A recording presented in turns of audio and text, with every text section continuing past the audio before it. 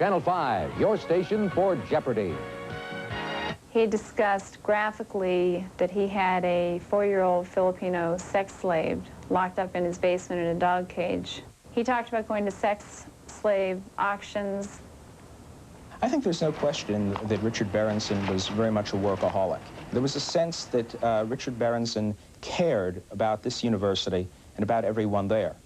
Could they be talking about the same man? They are. And today he pleaded guilty to making indecent telephone calls. Tonight, in the first interview since his resignation as president of the American University, Richard Berendzen joins us live.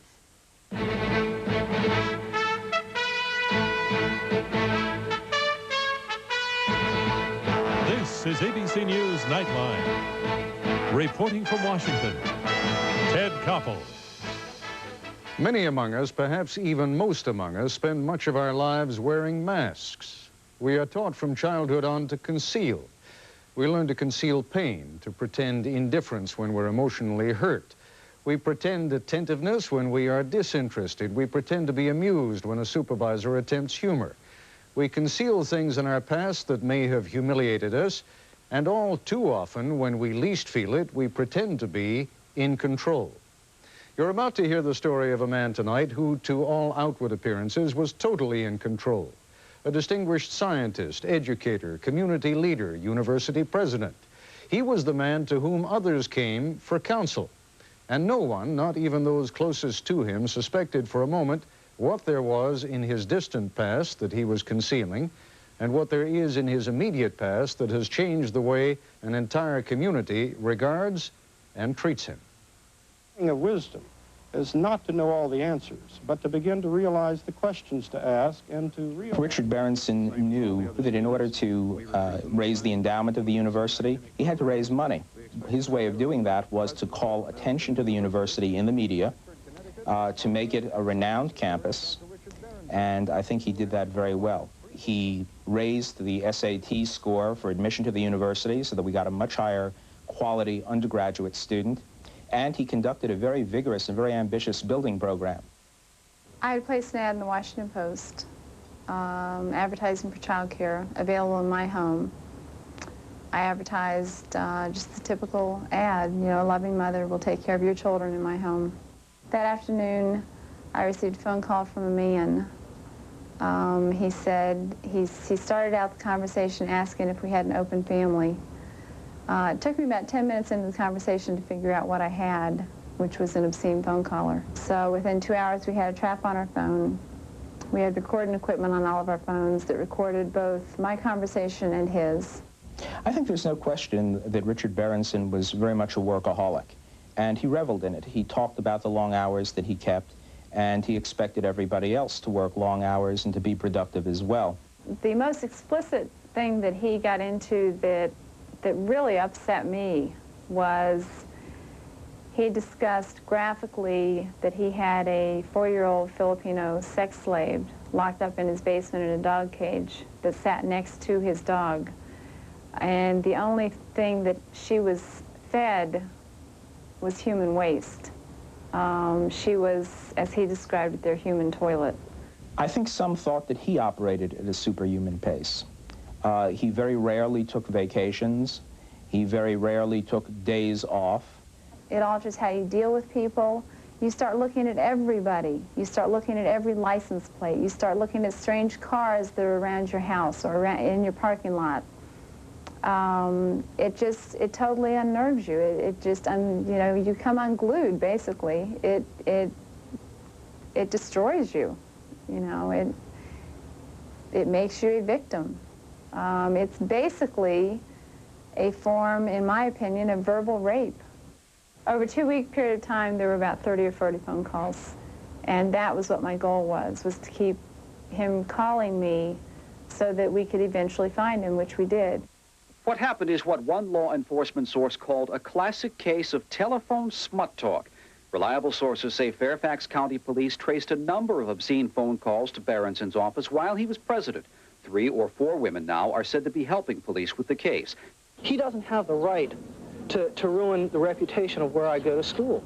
Simple as that. It's embarrassing to think that you're paying all this money to go to this school that you think has this incredible reputation and have something like this happen. Personally, as a graduating senior, I kind of feel a little cheated right now. It's kind of a bad way to go out. There's a responsibility on everybody who's at an institution of higher learning to behave in the most ethical of fashion, because you're teaching not only when you're in the classroom, but every time of the day, hopefully by example as in your own life. He then called me on Saturday and very angry. I just told him that he had done it to himself. And he said he didn't think so. And he said he didn't know what I was up to, but he was going to try and get on with his life. He hoped that I got on with my life and that he wished me a lot of luck because I was going to need it. The police do not consider that as a threat. Over the telephone, a threat has to be, I'm going to kill you. I consider that to be a threat. This is a time for Dr. Berendzen to heal, and that is a good thing. It is a time for us to grieve, and that is appropriate. And then we move on, building on our strengths, and that is appropriate. We concluded that Dr. Berendzen is a patient, and this behavior that he's had of these telephone calls are symptoms of that patienthood, that he is suffering from a kind of post-traumatic disorder provoked by the most serious kind of sexual abuse to him when he was a child. Yes, it is a sickness, but each time they make that choice, they know that what they're doing is wrong. They can choose to continue their illness, or they can choose to say, that's it. I stop and I'm going to get help. Staff members that I've talked to feel that this was a great personal tragedy and feel nothing but compassion for Richard Berendzen, wish him well in the therapy he's pursuing and the best of luck in the future, and appreciate enormously all of the things that he did for the American University campus. Because there's no question about it, he simply was the best president that American University ever had. He's worked hard. He's not been an individual who's tried to exploit other individuals. And this event, which is, this behavior, which comes out now, is a kind of a foreign body imprinted in him earlier in his life. And we are very confident, looking at the behavior itself, that it wasn't a kind of erotic enjoyment of that he was doing, but rather a kind of horrible fascination about what happened to him as a child and whether those things were happening to others. I had tremendous childhood trauma of every shape and form and kind that you can think of. I am a very normal, healthy adult that does not make obscene phone calls. I do not abuse people. I do not do anything. I handled my childhood trauma and am getting on with my life. That is a cover-up. It's an excuse. It's... I don't know what words I can use on TV. It's just... It is BS. It goes beyond, for them to even imply such a thing, makes me question their credibility as a doctor. When we come back, we'll be joined live by Richard Berendzen and by Dr. Paul McHugh, chief psychiatrist at Johns Hopkins Hospital in Baltimore, where Dr. Berendzen was evaluated. Joining us now live in our Washington bureau is former American University President Richard Berendzen, who today pleaded guilty to 2 misdemeanor charges of making indecent phone calls. He was given a 30-day suspended sentence on each count and ordered to continue his outpatient treatment at the Sexual Disorders Clinic of Johns Hopkins Hospital. Also with us in Washington is Dr. Paul McHugh, chief psychiatrist at Johns Hopkins, who today authorized the release of the findings of the clinic staff that evaluated Dr. Berendzen. I think we'll be spending most of this first segment, Dr. Berendzen, with you. And let me ask you, first of all, these phone calls went on over a period of what, roughly 2 years? Well, the trigger was about 2 years ago with the death of my father when I returned to my childhood home. And there he had had his fatal heart attack in the very room, indeed at the very place where the abuse with me had occurred so many years ago. And it flattened me against the wall, and I breathed deeply, and all the rush of memories came back. And once again, I thought I had it under control. Indeed, I did for many weeks and months, but it popped up. Now, I realize that there are limits to what you can and what you will tell us about that, but when you speak about the abuse that you suffered as a child, how old were you? What kind of abuse was it? And to the degree that you want to reveal who it is or whether it was a family member or not, please do. Ted, up until 2 months or so ago, I wouldn't have shared this with any human being on earth. Indeed, I had hoped that I would go to my grave and not have to share it with anyone. There are certain matters that are very private, very painful. And after all, it was a long time ago and nothing can erase it.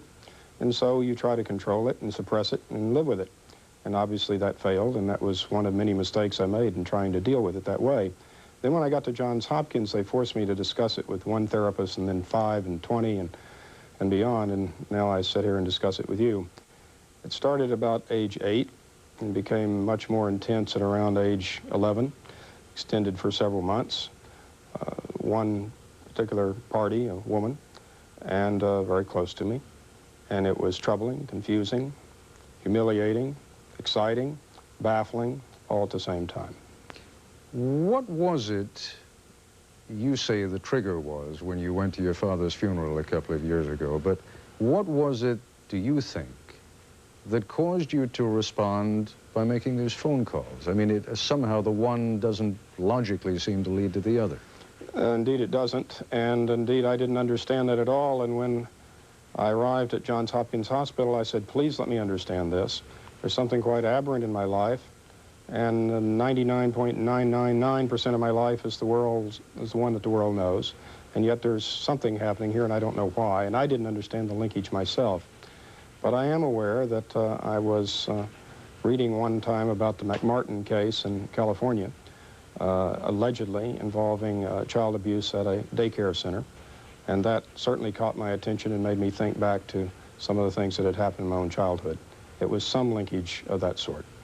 Why, during those 2 years when you were making those phone calls, did you never reach out for help? Why? I mean, it is clearly understandable once you were caught that you would turn to someone for help. At that point, there obviously was no option. But why do you think it was that during those 2 years, you're an intelligent man, you're a scholar, why at that time would you not have thought of going to a doctor or of going up to Johns Hopkins? Why not reach out to someone? Well, I don't know. Obviously, I should have, in part because I quite arrogantly did not believe in therapists and counselors. After all, why would they help somebody who's a PhD and a university president if you can handle things yourself?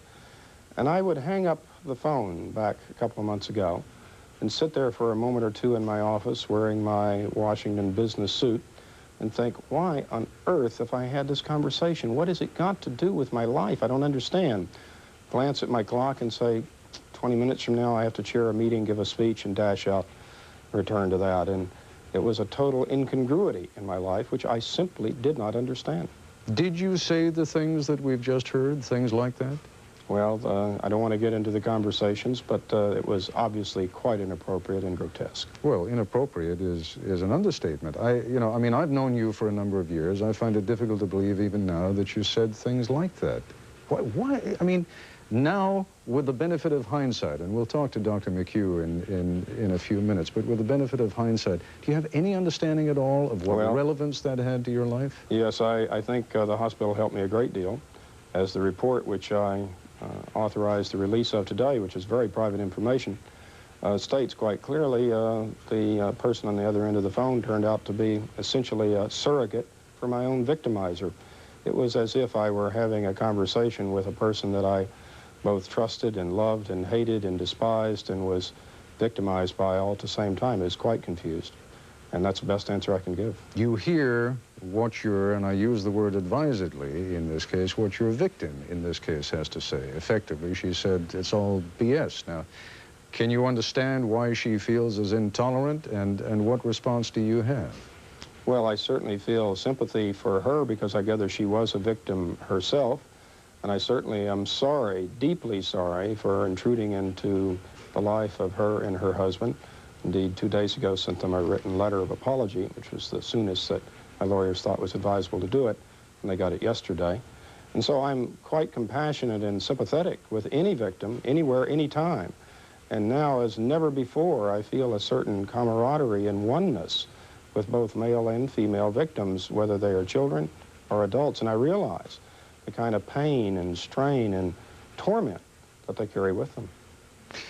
We've got to look into, because I think there are some broader implications that can be drawn here, at least some inferences that can be drawn. We want to look into what you referred to a moment as the post-traumatic shock. We're going to take a break, and we'll be back with Dr. Berendzen and with Dr. McHugh in just a moment. Continuing our conversation now with Richard Berendzen and with Dr. Paul McHugh, the chief psychiatrist at Johns Hopkins Hospital. Dr. McHugh, as you have known for a long time, as Dr. Berendzen has discovered over the last few weeks, the level of public tolerance for this kind of thing is, to put it charitably, limited. And I'm sure there are an awful lot of people who are watching tonight who have just listened to Dr. Berendzen and say, you know, what a pile of drivel. Here is a man who has been caught and who now is grasping at medical straws, which you psychiatrists, with your infinite capacity to find all kinds of reasons for anything in the world, are all too eager to deliver. Your response?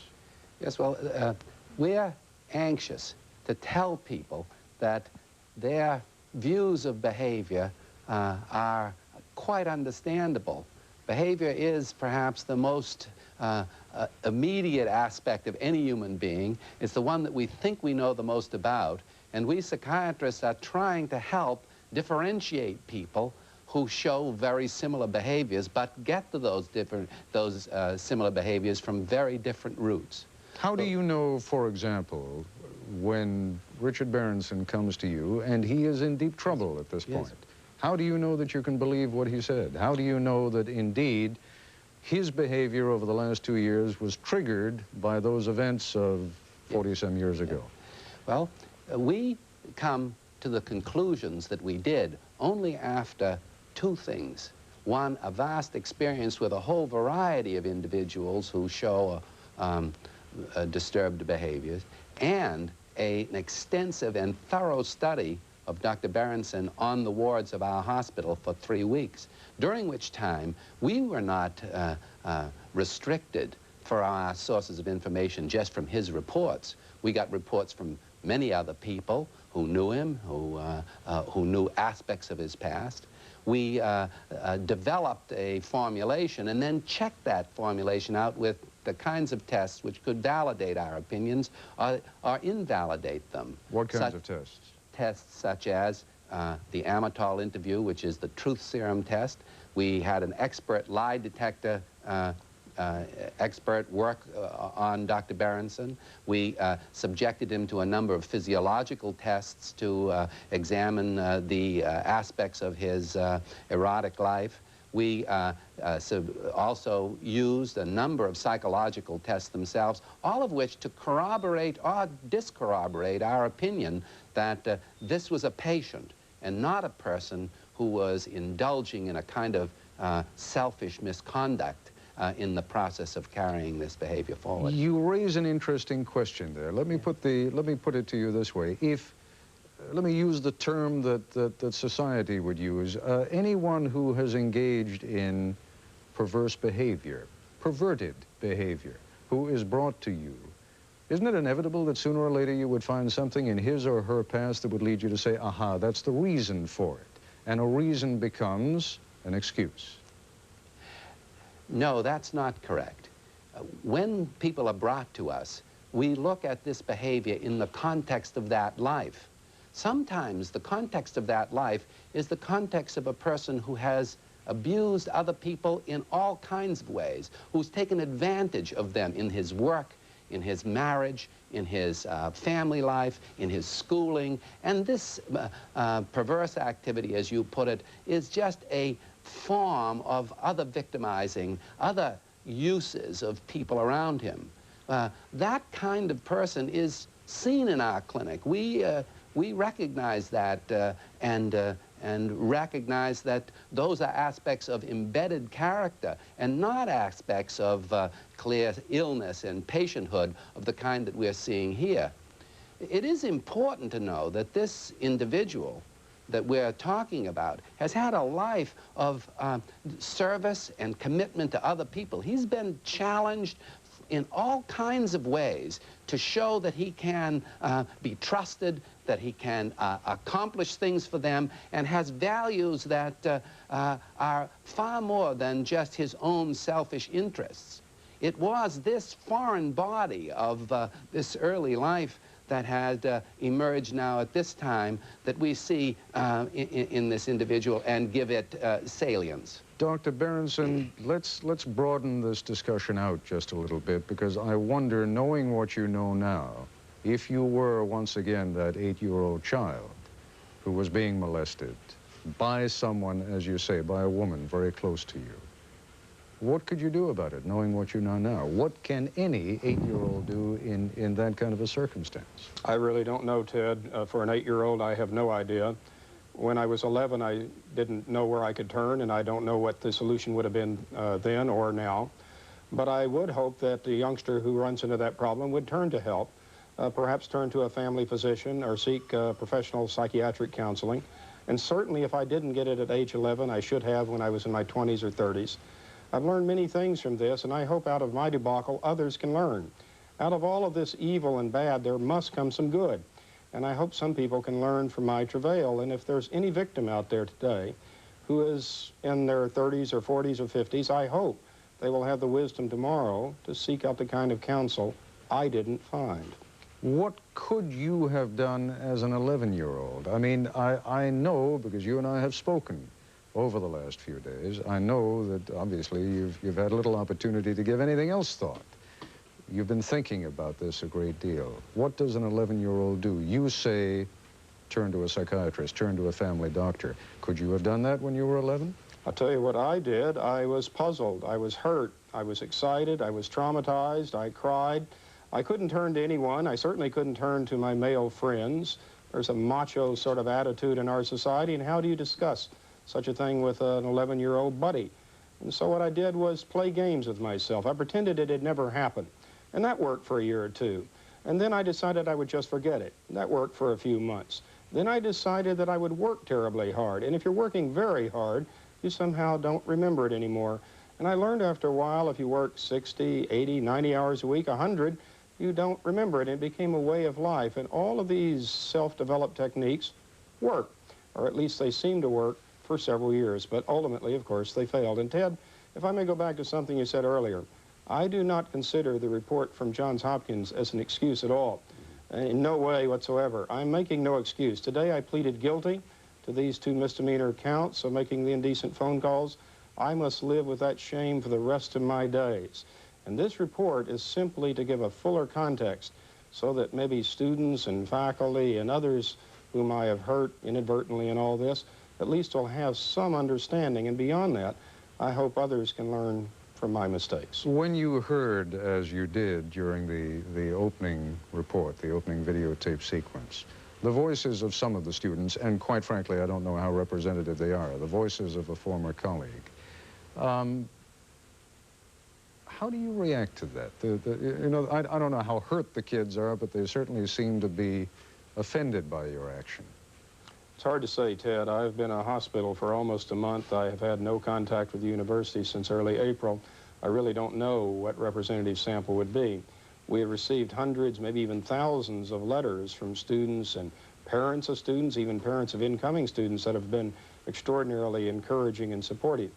At the same time, there must be students who have the feelings that you showed in that piece, and I'm sure it's true. And part of my anguish when I was at Johns Hopkins was that I knew that had to be the case. And I felt that I'd let them down, and the role of a university president is to be a role model. And so my pain was manyfold. It was remembering the pain of years ago. It was the shame and pain of what I had caused to others recently. And then it was the letting down of students and faculty members. So my own anguish has been severe. And I hope the students would realize that, unfortunately, I'm vulnerable, and I failed, and I'm sorry. What has been the reaction of the university? Have you been heartened by it, disappointed by it? Oh, Ted, I've been busy in a hospital. It's been somewhat mixed, I think. The university was stunned by a clearly unexpected event, something that no one could have anticipated, including me. Certainly the university did not. and I'm sure they were scrambling to make the best of a bad situation. I feel badly for the institution in it. I've heard from many people, and I've been most gratified by the folks whose jobs might have been on the line, the people who mow the grass and the custodians and others, and it's very touching when they send me notes and flowers and so on.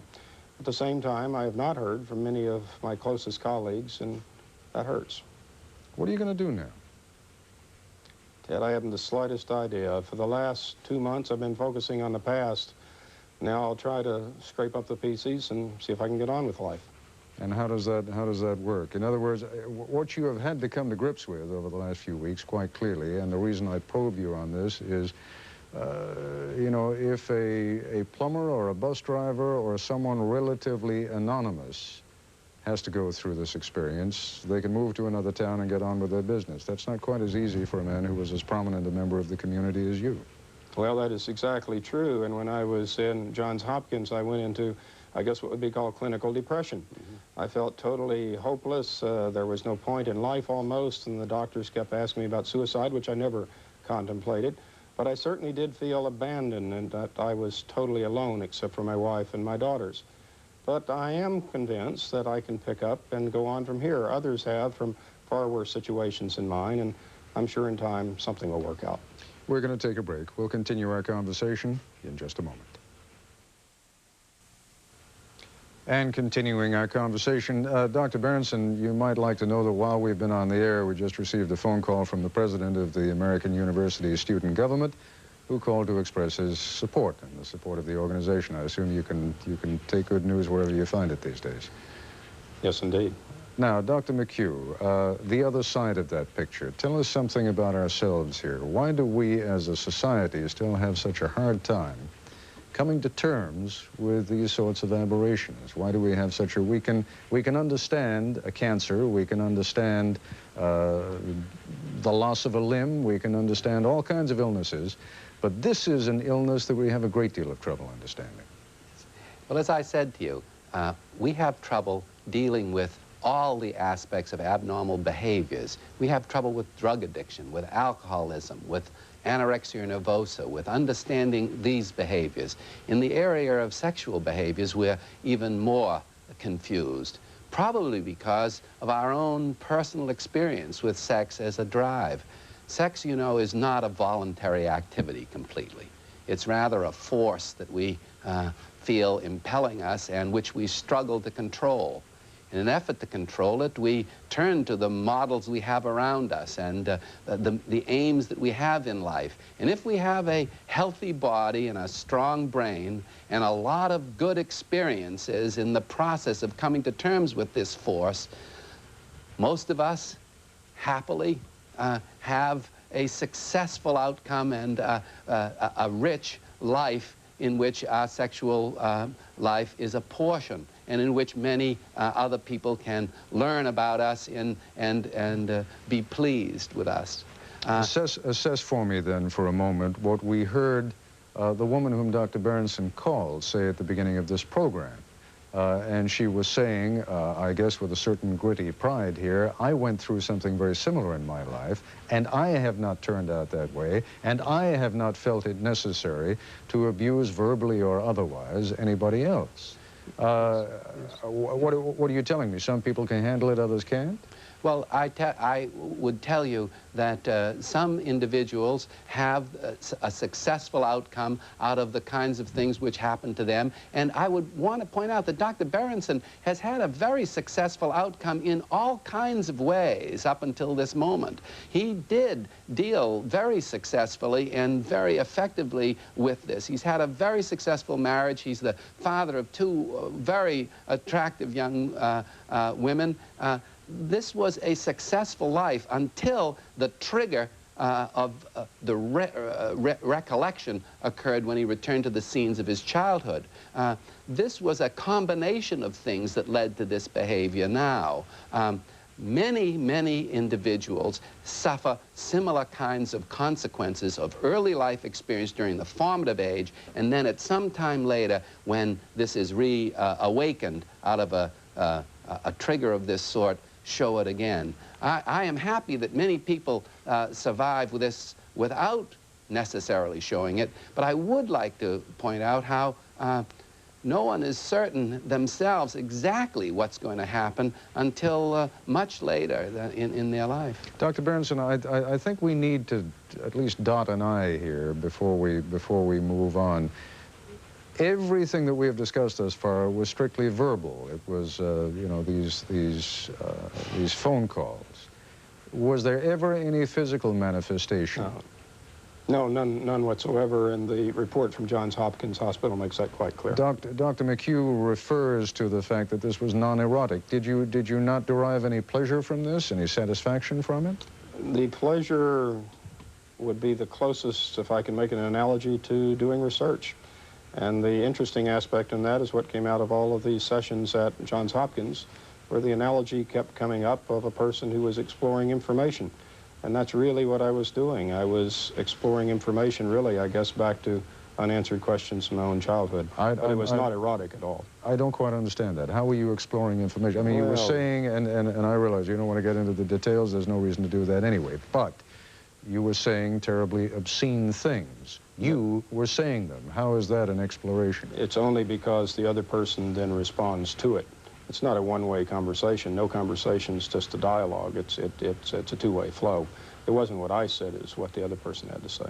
There were many of these phone calls over I haven't quantified them. What were there, a dozen or more over the past couple of years? Well, I don't know the exact number. It was more than a few. And when you talked with other people, I would assume that most of them would not be responsive at all, that they would just hang up on you, or... No, just not indicate any interest, and that was the end of that. You mean when you called someone and you didn't get any kind of response, anger, anything else? I mean, this is really a matter of interest also, and after we get your response, I'd like to get Dr. McHugh's. If someone calls in a situation like this, how should the recipient of that call respond? Dr. Berendzen, if you would... Well, I comment first. I don't know that I'm an expert to answer that, but I would think simply to hang up. And if they were truly troubled, call the phone company or the police. And I would think that would be the simple and direct solution. Dr. McHugh, is there a commonality here? In other words, a caller receiving no reaction is unlikely to call that person back again? Yes, indeed. You also have to remember that Dr. Berendzen chose very particular people to call, people who were child caregivers. He wasn't calling randomly. He was choosing these because they did represent individuals similar to the ones that had abused him, the one who abused him as a child. Now, the appropriate response was just the one that he gave. The appropriate response for the recipient would be to hang up and reject a conversation and to try to find, if they could, a way of getting police help. Dr. McHugh, would you respond now to the question that I posed before to Dr. Berendzen, and that is a 10-year-old child, an 11-year-old child, is abused in this fashion and feels personal humiliation, probably fear, perhaps even a sense of guilt because there is some kind of participation, whether it's intended or not. And it's all well and good to say, you know, go tell your minister, go tell your doctor, go tell a teacher. But you probably know better than anyone, that's a very difficult thing to ask of a child. It is very difficult, and perhaps the most helpful thing that people who are dealing in educating children, it is important for them to learn that they must be ready to turn to help to the people who are around them, such as their school teachers, their parents, their other relatives, in an effort to find adult corroboration of the sense of abuse here. The child has very great difficulty in knowing often whether this constitutes abuse. So if we don't have open communications with them with a child about the nature of things which are appropriate and inappropriate, then they might not turn for help. Dr. Berendzen, we've only got a couple of minutes left. Why did you agree to do this interview tonight? I mean, this must be, in addition to everything else that you have experienced over the last few weeks, a terrible humiliation for you, a very difficult thing to do. Why put yourself and your family and your loved ones through it? Only because, Ted, I've been through hell for the last several weeks. My life has plummeted. I feel that I've hurt a great many people, students and faculty and staff and others, and I'm deeply sorry for that, and anyone whose life I intruded into. But out of all of this, there's simply got to come something of value, and that's the reason I agreed to do it. I hope that any victim who is so arrogant and thinks that they can control things as I did for so many years would think differently and would not assume that they can go on indefinitely because they may fail as I failed. And I also hope that any adult who even for a moment might contemplate the idea of engaging with a child sexually would realize that it's not only a crime and a sin, but they're planning a bomb. And that bomb is ticking, and it will go off. It might go off 24 hours later, 24 years later, but it'll go off. And it can simply explode for that child and everyone around that child, and that child then might be an adult. So I hope something of value can come out for others. Do you have any idea how you're going to proceed now? I mean, very practical considerations. You don't know where you're going to work, you don't know where you're going to live, right? That's exactly true, Ted. I mean, starting tomorrow morning, I'll begin to think about it, and I've been thinking about so many things. You asked earlier on about the reaction to these kinds of issues and talked to Dr. McHugh. Let me give a brief closing comment of my own on this. In the depths of my travail, when I was truly in the depths of depression, my daughter talked to me by phone at the hospital, and she said, "Daddy, if your body were hurting, people would send you flowers. Your mind is hurting, so they throw bricks." Well, that was my situation then, but I hope that others might respond to a loved one, to a colleague, to somebody working alongside you in a future situation, and realize that it can happen anytime, anywhere, in any situation. And again, I hope that there are some lessons here for others, because mine is pretty much a clear lesson for myself. Dr. Berendzen, I thank you very much for joining us this evening. As I said, it cannot have been an easy evening for you. Dr. McHugh, very kind of you to join us. Thank you both. That's our report for tonight. I'm Ted Koppel in Washington. For all of us here at ABC News, good night. This has been Nightline. To order a videocassette version of Nightline, use your Visa or MasterCard. Call 1-800-ABC-9420. Cost $19.95 plus $3.95 shipping and handling. For a printed transcript of this or any Nightline broadcast, please send $3 to Nightline Transcripts, 267 Broadway, New York, New York, 10007.